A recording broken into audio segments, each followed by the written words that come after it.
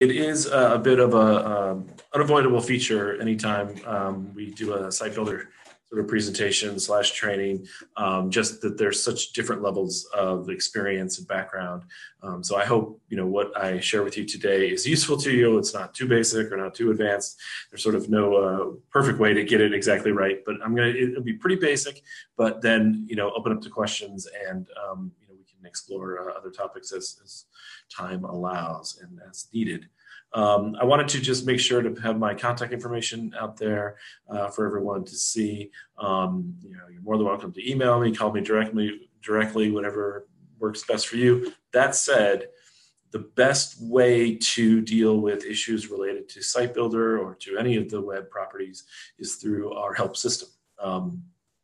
The address is here, which is ucanr.zendesk.com, or you can very simply just send an email to help@ucanr.edu, and that'll automatically put it into the system that we have. It might appear a little bit less personal to go that way, but I assure you that's not the case. We're a small team, so anything that goes into that system does get seen and does get addressed.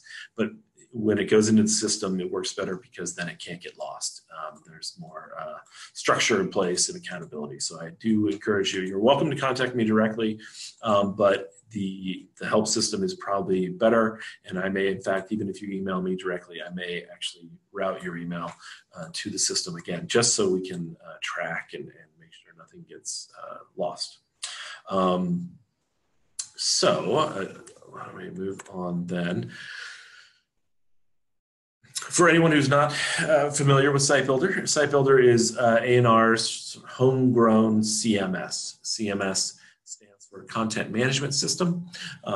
It is the structure in which we allow people to build websites, to contribute to websites, but then also have it as part of a broader system whereby there's restrictions on who can and who can't, but that we can share it widely among UC A&R. It's similar to like a WordPress, a Square, Drupal, there's many others out there. Some of the things that make SiteBuilder interesting for us is that it was built in-house. My boss, Dave Kraus, I think was one of the original programmers 10 years ago, something like that. So it has grown over time, and it really has over those years hopefully addressed many of our needs. Many of the things that the users of A&R have needed and have asked for. Hopefully, we have provided many of them, or at least the basic important ones. Not everyone, obviously, but oftentimes what happens with SiteBuilder is someone is looking for something, and we do in fact already have it because, of course, other people have needed that in the past. So that could be anything from surveys, of course, to maps, to all kinds of different things, newsletters and calendars and so forth. So they are all there.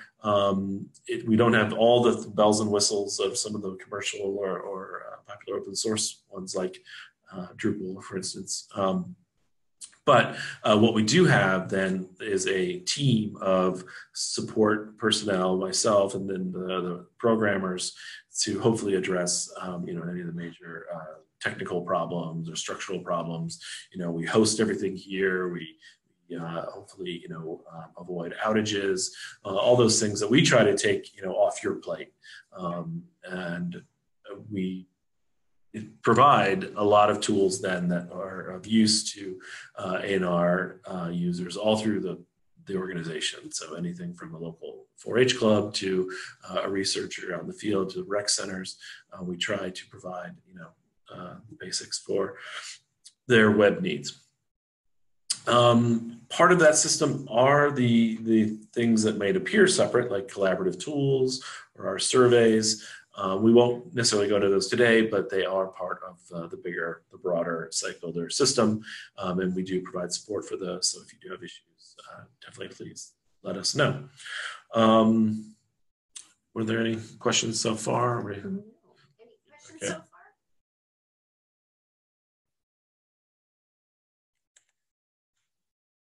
Okay. Well, I think what I'll do at this stage then is do a very quick kind of run through on getting your feet wet with SiteBuilder, excuse me. Again, if this is something you're really familiar with, it might be a little basic, but we'll go through it relatively quickly. So at least everyone can get on and is able to get their feet wet with SiteBuilder. SiteBuilder, with so many web properties, is really about, you can learn some basics, but ultimately a lot of what you're doing is going to be through doing it yourself, hands-on. It's the kind of thing where, I could talk for hours, but you'll learn far more by actually getting in there, making a site, building pages, messing around with it, and really kind of learning by doing. Don't be afraid to do so. Everything you do in SiteBuilder, it doesn't necessarily have to be something that you share with the world. You can just do it yourself. We can always delete stuff. If you accidentally delete something, we can usually bring it back. So don't worry about, messing things up too much, because we will hopefully be able to help. And it is by experimenting and by playing around with the system, you'll really, I think, have a better chance to learn it and develop some mastery with it. So that said, what we're doing here is we're at my portal, my ECA&R portal. I'm assuming everyone does have access to that. If you don't, let us know, help@ucnar.edu. Mine will not look exactly like yours. Everyone's portal is a little bit different. Mine obviously has lots of web-related things that you probably don't have access to or may not need. But everyone should have, in the center column of their portal, they should have this area, SiteBuilder 3.0. Again, this will list all the websites that you are either an owner or an admin for. I have a lot, but most people, shouldn't have quite this many, but this is where you will find them. When it's time to create a new site, it's very simple. You'll just want to click on this button that says New Site. And that will, as soon as you click that button, a new site will essentially be created in our system. You'll have to give it a name. You'll have to put the materials on it to actually turn it into a working site. But literally, as soon as you hit that button, there is a site that has been generated and is out there waiting for you. So I'm going to do one today just to get us going. I click on New Site, and this is what you see. The most important thing, of course, at this stage is the name. So I'm going to call this Webinar Test. Hopefully you'll come up with a better name than that. I think it's best if you can have the name and the folder name be either the same or very similar to avoid confusion. What you put here in this box will then be automatically generated as the URL, the address for that site. So as you can see right here, it follows a nomenclature, which is ucanr.edu/sites/ then whatever you name it. It's a little clunky. It's not really the preferred, it's not very sophisticated. For certain sites, we are able then to come up with a new naming convention. You'll see most of the county sites, the convention is cefresno.ucanr.edu, something like that. It looks a lot better. We can do that under certain circumstances. It just depends on the particular need and purpose of the site. Generally speaking, though, we do kind of follow this kind of basic anr.edu/sites/ whatever you then call it. So in this case, it's going to be called Webinar Test, and that will be the URL. So we're going to click the button.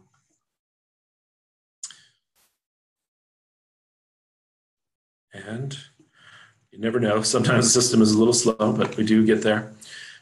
This is just something you'll see only once, which is basically you as the owner of the site agreeing that you're going to follow proper procedures. I encourage you to read that at some point if you haven't, but for now we can skip through it. So we're going to accept those terms. And now we are looking at what we call the dashboard for the new site. If you look up here in the right-hand corner, you'll see the site name, Webinar Test. We are editing the new site, Webinar Test. This is our dashboard, which allows us to do all the stuff that is building a site through SiteBuilder. Generally speaking, you can ignore most of what is here in this center area. What you really are going to be the key areas for working on a new site or working on an older site as well will be all these options here on the left. Adding a new page, editing site pages, so forth and so on. Probably the most important one is this one here, which is edit site pages. By clicking on that, it will take you to the page manager, which is the place where you will see all the pages of the site will be laid out. And it will show you not only what pages you have, but how they are organized. Websites, generally speaking, are hierarchical. You tend to have a home page, which is at the top level of the site, and then you'll have pages that are underneath it but linked to the home page. And then as the site grows and matures and becomes more complex, there'll be more and more pages that are added, and they will be organized in a hierarchical manner, generally speaking. Right now, if you look, it says 0 pages inside. That's incorrect. There is 1 page, and it is the home page, which you see right here. This site has actually been created. So even though I have put nothing on it other than to give it a name, the site has been created. It is live. So the way in which you look at the site you're working on is by clicking on this button here on the upper right, which says View Current Site. I'm going to do that in a new tab so I can maintain this other tab, but I've done that, and now I go over to that site, and you see we have a new site that has been created and is out there online. Those of you who have worked on SiteBuilder before might be surprised to see that this new site has the form of the new design that we have been working on for quite a while and has become live, at least on the homepage for UCA&R, and is now being rolled out to the rest of our pages. Some of you who work on sites have been somewhat frustrated that it's taken a little while, and I apologize. It is taking a little while. We just, bid for your understanding. We do have hundreds of sites and thousands of pages, so it is going to take a little while. But we do think should be moving that process along more rapidly than we have in the past. That said, we have now made it default so that every new site will default to the new design. So if you were to create a new site right now, it will have the new design elements. And we can talk about the new design in a little bit more detail as we go along. But for now, what you see is a new site, webinar test, that's its name. You see the address right here up in the address bar.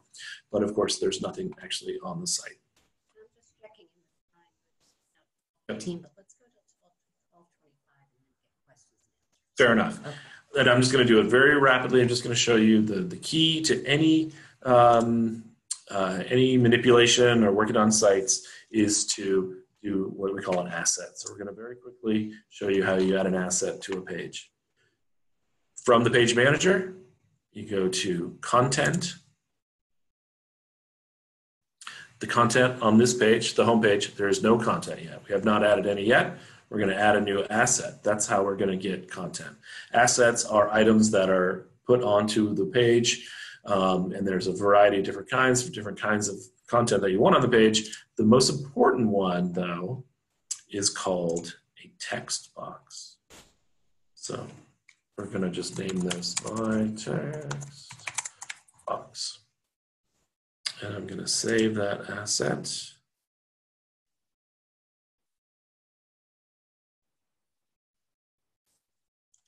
Okay, and you're presented with what is called a text box. So this is where you can add information that you want that will then be put onto the website. So very quickly, I'll just show you. I have some text here. This is what is called just sort of filler text. But I'm going to paste it into that box. It doesn't have any formatting, but we can add all that. We can format it. We can do all the things that you do with text you're familiar with, make it bold, that sort of thing. I save this asset now that I've added something to it. And now that content has been added to the page. You can see it here on the dashboard.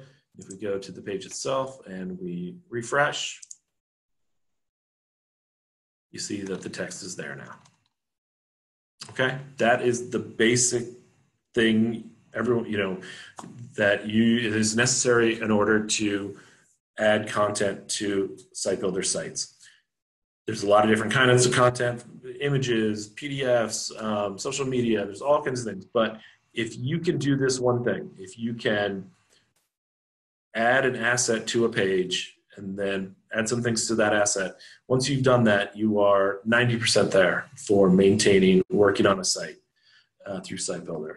So what I would encourage anyone to do is learning is to try that, create their own little test site. They're more than welcome to do so. Make some new pages, put some content on them. It could be just whatever you want, but just get some practice with that and you will be in a much better place for doing SiteBuilder going forward. What you'll notice, this is the new design, but the actual technology behind SiteBuilder has not really changed. It's just really the look. There will be some new things that will be available to you through the new design. Here, I'll give you just a little shot. If you're not that familiar with, this is the A&R homepage now. Looks a lot different than the older site, but this is a SiteBuilder site. So the technology that you see here is the same as what you'll be working with on your own sites, with some minor tweaks for the special needs for the homepage. But generally speaking, what you see here is what you'll be getting through the new design on your own pages. News and calendars and so forth. This new design is focused on simplicity, it emphasizes imagery, and it emphasizes accessibility on mobile devices. All the things that are probably the key elements for the web going forward. Certainly not just A&R, but for all websites. They're focusing on simplicity, visual dynamism, visual elements, and excellence on all kinds of platforms, not just desktop, but also your phone and your tablet. So that's what we're trying to do here, and we think it'll be useful to you on your own sites as well. Let me see if there's anything else I wanted to mention. This is a very brief, very rapid, quick introduction to SiteBuilder,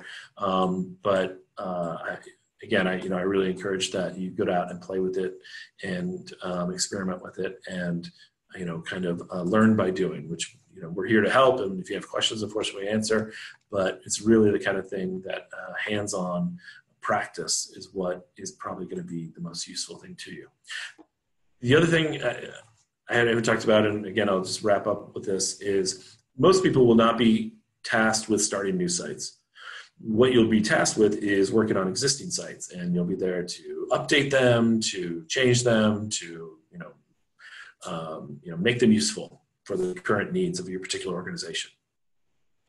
Don't be afraid to do so. You can, in fact, if you have issues, don't be afraid, oh, if I mess this up, it's going to be a problem. We can, in 90% of the cases, 99% of the cases, we can roll back if you have problems. So don't be paralyzed by worrying about change. But essentially, all you'll be doing is you'll be editing existing pages, existing assets. It's the same procedure as what we just showed, very briefly, but it's all basically the same procedure. Okay, why don't I stop and answer any questions, and then just see how we're doing. Yeah, so first of all, Hector Ochoa says, thank you for quick support. He's a happy camper. Yeah. With your help and ANRIT's help. Awesome. Thank you. Somebody is asking, Elander is asking, I'm noticing that the site name is not responsive to dynamic. Do you have a recommendation? The site name is not sure I'm following what you're saying. Elander, can you perhaps, let me give Elander a chance to talk here. Of course. See. But in the meantime, is there any info on how to build surveys? We do have a site. It's called Survey Help, I believe, that gives more information on how the A&R surveys work. People use them for all of their different kinds of things, so I hesitate to dive into, details, because, you can go in a lot of different directions, but essentially we do have some resources on that. And if you have any issues, you're more than welcome to contact me and I can help you as well. But essentially, you put together some questions, decide how and in what way you want your respondents to answer, and then go from there.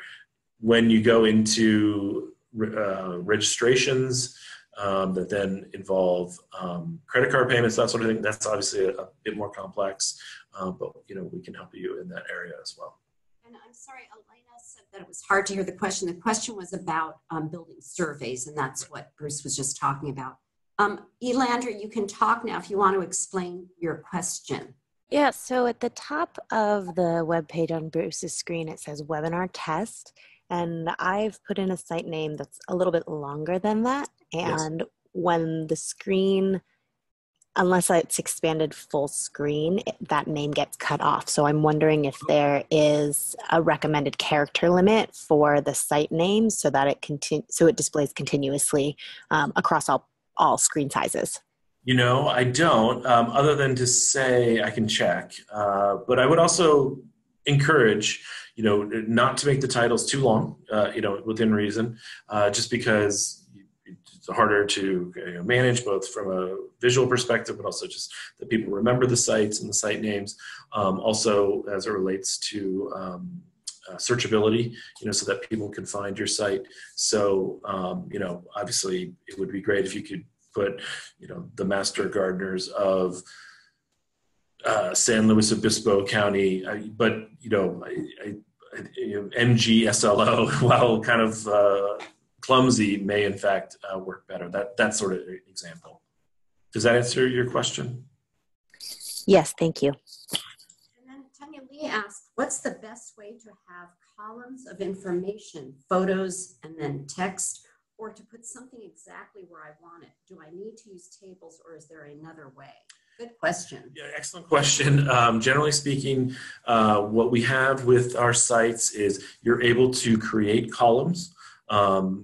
It's one of what's called the page properties, and it allows you to decide how you want to lay out your page, both in a question of columns and rows. You have certain options. We've just added a couple options actually in that regard.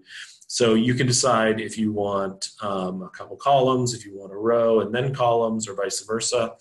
And then you also have the decision of it's not done on a pure pixel, on an absolute measurement, but instead it's done as a percentage. So you can say, I want 2 columns, and this one column on the left, I want it at 25%, and the other column to be 75%. And then you can adjust as you desire. I'll just do a quick, very, very quick show of what that kind of looks like.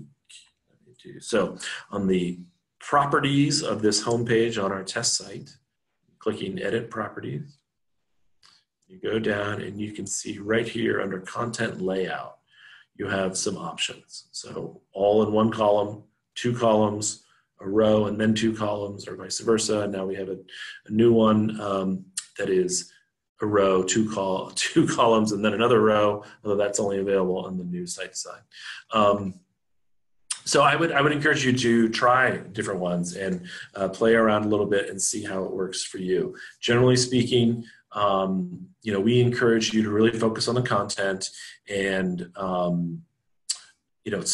try out different varieties. But remember, because of the way the web is going, that people are looking at these things on so many different devices and so many different contexts, I think really spending a lot of time to make sure that the image is exactly this size and this relation to these other images sometimes can be a bit futile, just because you just don't control how other people are going to be looking at these things, on their phone, on their tablet, what have you.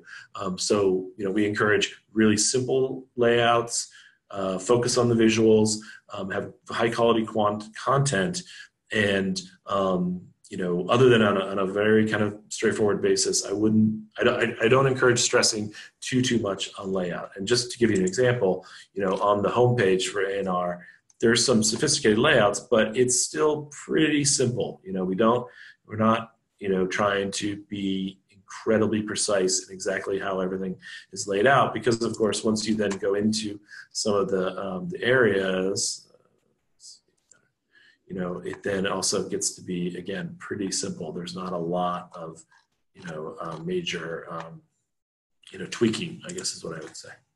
Yeah, let me just say that we are at the, we are, although we're at 12:30, Bruce is willing to stay on for more questions for several more minutes. So I'd like to ask people who are going to leave at this time to please fill out the survey link before you leave the survey. If you scroll up in the chat box there, you'll find it, because that really gives us ideas of other webinars you'd like to see, or if you have any suggestions for us on how to make them better.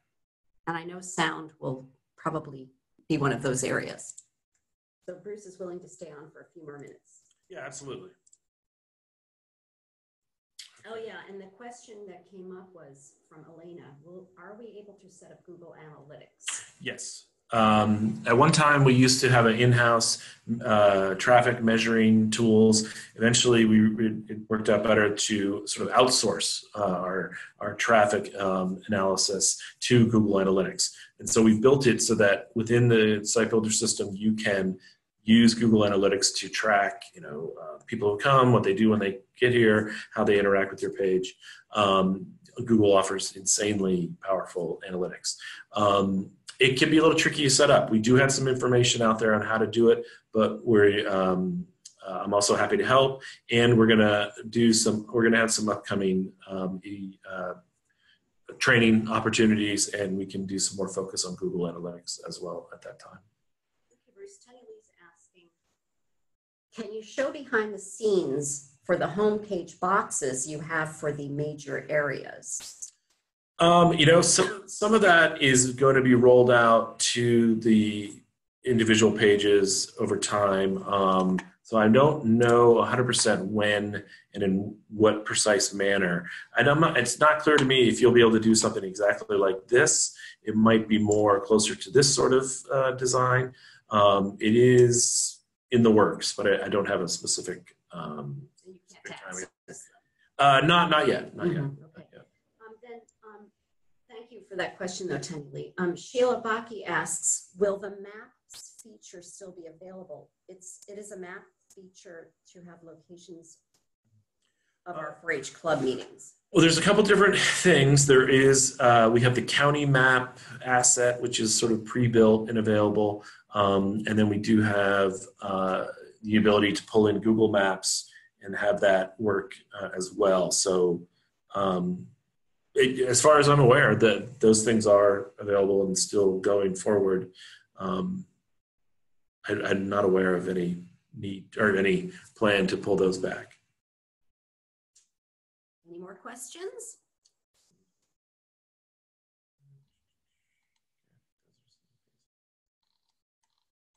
Okay. I have my own, this is Hussein. I have my own written, oh, you see it. Yeah, I do see that, I'm sorry. Yeah, so the question is using JavaScript, HTML, CSS.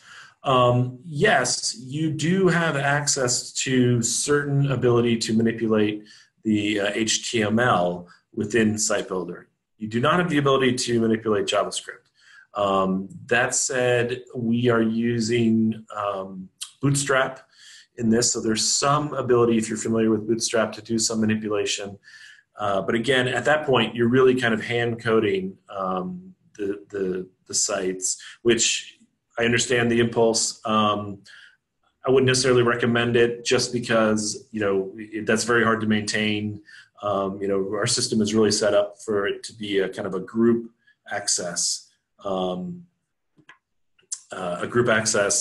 it's, you know, when you get into that kind of hand coding, it's very hard for other people then to build and work on that as well. So we don't really encourage it, but there is some availability to it. But I'd recommend, you know, contact me directly and we can discuss that in more detail.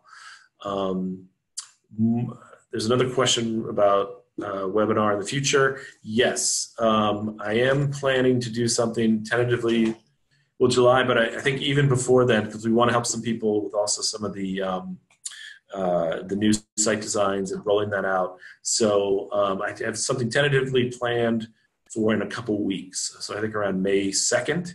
But I will anything we do, I will announce.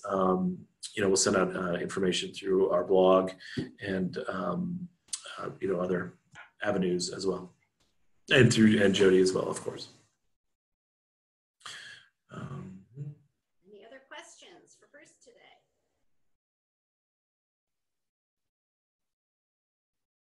Okay.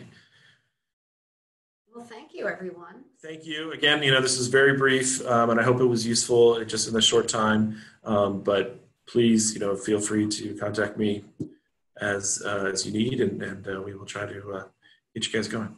Yes, and please click on the survey link and let us know how you what you thought of today's webinar and for future webinars. Thank you so much, everyone. Have a great rest of your week. Thank you.